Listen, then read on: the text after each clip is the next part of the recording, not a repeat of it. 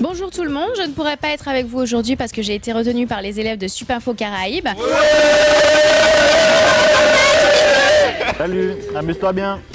Je vous propose que nous rejoignions Céline qui est partie à la rencontre des élèves de Supinfo. C'était à toi Céline.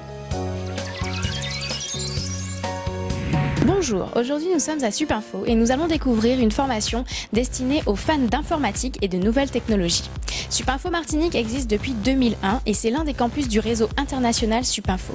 D'ailleurs, depuis décembre 2011, on ne parle plus de Supinfo Martinique et Guadeloupe mais de Supinfo Caraïbes.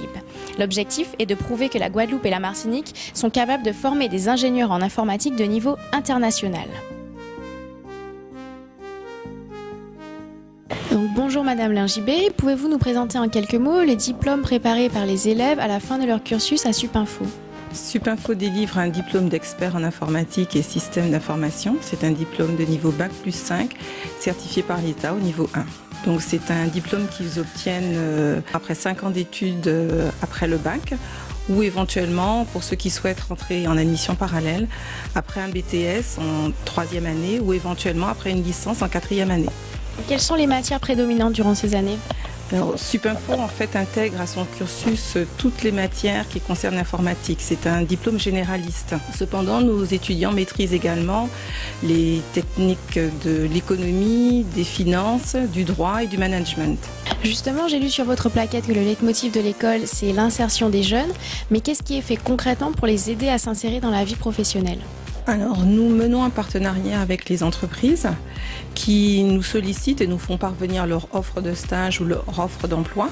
Donc, nous mettons en contact nos étudiants et l'entreprise qui les acceptent, donc soit à raison d'un jour ou 2 par semaine, ou pour le stage de fin de cursus pour les étudiants qui sont en dernière année. Ils ont donc un stage de 6 mois et donc durant cette période, ils peuvent vraiment mener à bien un projet que nous aura défini l'entreprise.